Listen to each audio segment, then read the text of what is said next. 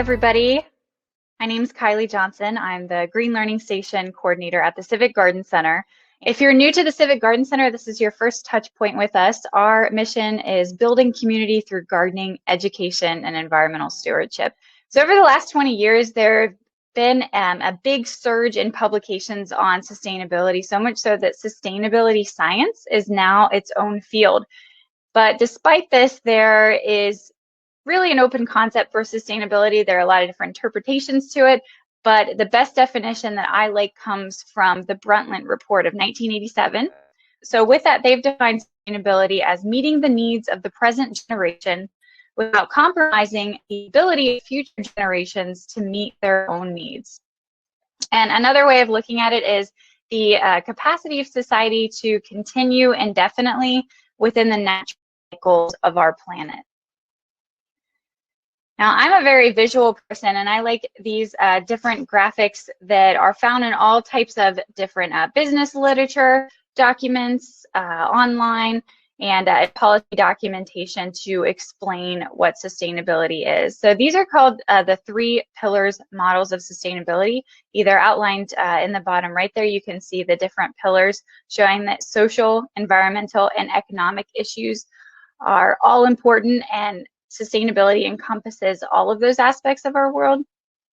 Also, the Venn diagrams are another way of looking at sustainability, just showing that the different aspects of our world and the environment are all interconnected. You may have also heard of the triple bottom line, which is a business term where businesses are considering people, planet, and profit equally. So you can see on the right there, we have a stool with 3 stool legs where they're all considered equal as we're thinking about sustainability. So moving on, we want to talk more individually now. So it's important to understand the numbers by country, but I get asked a lot, what can I do as just one person? And that's where we're going to look into our individual ecological footprints.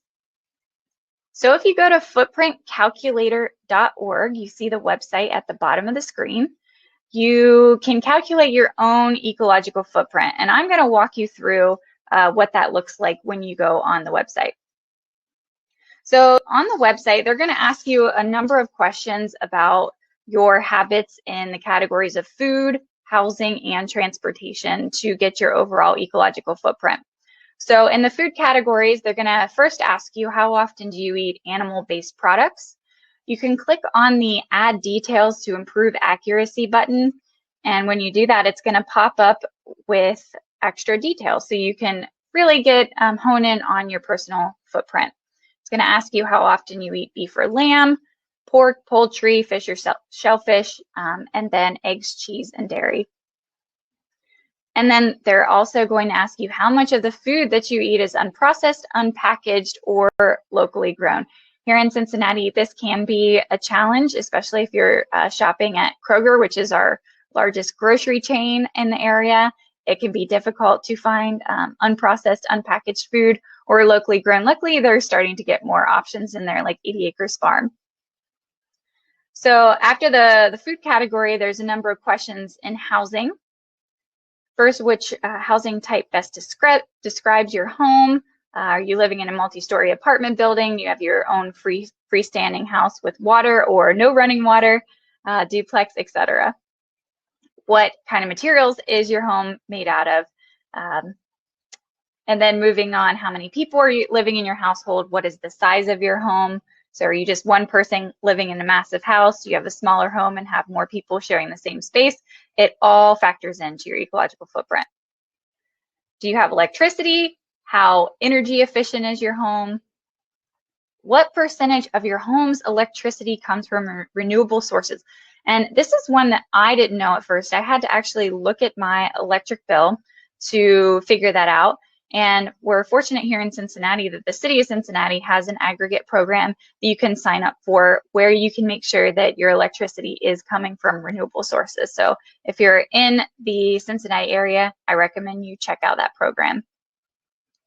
And then, of course, looking at our waste, how much waste are you generating versus your neighbors? And then finally, we're going to look at the transportation category. So how far are you traveling each week by car or motorcycle. And I'm sure this has changed for a lot of you with the pandemic. I'm certainly driving a lot less now than I was before. What's the fuel economy of your vehicle? How often are you carpooling? How far are you traveling on public transportation each week? This one is certainly difficult. Here in Cincinnati, we do have a bus system in Cincinnati. If you live in the downtown area, you can use the streetcar, but otherwise, options are sort of limited. And then finally, this is a very important question. How many hours do you fly each year? Flying by plane is very energy intensive. It's putting a big carbon load on our planet. So after you answer all of these questions, it's going to calculate your ecological footprint. And I have an example here. I calculated mine last week. So if you look, first of all, at the bottom, it's showing that my ecological footprint is 3 global hectares. Now, if you remember, I said that each person in the world is allotted 1.7 global hectares. So I'm over what I should be. However, if United States, the average US citizen is averaging about 8 global hectares. So I'm certainly below the national average. You can also see that my carbon footprint is included in my ecological footprint, which is 4.7, and 54% of my ecological footprint is from my carbon footprint. So if you look at this pie chart here, so most of the resources that I'm using are related to burning fossil fuels. And the part that I think that's most informative here is looking at the different consumption categories. So you can see my personal categories are highest in the food and mobility sections, which makes sense. In my food section, I'm not a vegetarian. I do consider myself a meat reductionist though. But animal calories are much more energy intensive to produce than plant calories. Now, I do make sure that all of my animal protein does come from local farms. I want to make sure it's grass-fed and the animals are treated in a humane way. So I do that into consideration though. Also, mobility is another big category for me. I have my own car. I do have to drive to work. I'm not able to transportation as much. Now, I will say this mobility section is much lower than it was. I'm driving much less now since I'm working from home more often. I'm also hardly flying at all. It's been several years since I've been on an airplane, so that helps. But looking at these different sections, look at them for yourself. See which ones are the largest areas for you, and that will help you decide what you really want to tackle to make the biggest difference in your own life. So from there, it's also going to tell you what your personal Earth Overshoot Day is. So for me, it would be July 29th. And if everyone lived like I did, we would need 1.7 Earths. Now, this is better again than before coronavirus. I believe it was 2.8 Earths when I did it at that time. So it'd be interesting to think about your habits before coronavirus and after and see how that's changed.